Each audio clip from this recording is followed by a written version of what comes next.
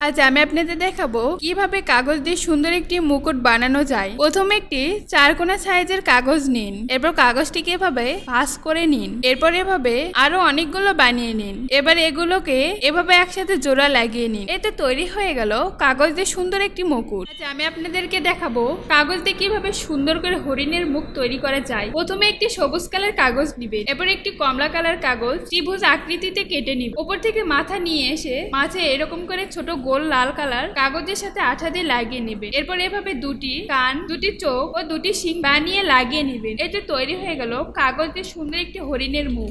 আজ আমি আপনাদেরকে দেখাবো কাগজ দিয়ে তৈরি সুন্দর একটি খেলনা ঘিরনি। প্রথমে একটি লম্বা কাগজ নিবেন, কাগজটির মাঝখানে এভাবে সমান করে ভাঁজ করে নিবেন। এরপর কাগজটি দুই কোণা ঠিক এভাবে আড়াআড়ি করে ভাঁজ দিয়ে নিবেন। এরপর ভাঁজটি খুলে নিবেন। এরপর এইরকম করে আবার দুপাশে ভাঁজ দিয়ে নিবেন। এতে তৈরি হয়ে গেল কাগজের তৈরি সুন্দর একটি ঘিরনি। আজকে আমি আপনাদের দেখাবো কিভাবে কাগজ দিয়ে সুন্দর একটি ব্যাগ বানানো যায়। প্রথমে একটি 4 কোনা সাইজের কাগজ নেবেন, এরপর কাগজটি এভাবে ভাঁজ করে নিবেন। এরপর কাগজের কোনাগুলো এভাবে ভাঁজ করে নিবেন। এরপর ভাঁজগুলো এভাবে খুলিয়ে নিবেন। এরপর আবার এভাবে ভাঁজ করতে থাকেন। এরপর একটি কাগজের বেল দিয়ে এভাবে বেঁধে নিবেন। এরপর একটি ফিতা দিয়ে এভাবে লাগিয়ে নেবেন। এতে তৈরি হয়ে গেল কাগজ দিয়ে সুন্দর একটি ব্যাগ। আজ আমি আপনাদের দেখাবো কিভাবে কাগজ দিয়ে সুন্দর একটি প্রজাপতি বানানো যায়। প্রথমে একটি 4 কোনা সাইজের কাগজ নেবেন, এরপর কাগজটিকে এভাবে ভাঁজ করে নিবেন। এর উপরের কোনাগুলো এভাবে ভাঁজ করে নিবেন। এরপর এভাবে ভাঁজ করে নেবেন। এরপর এভাবে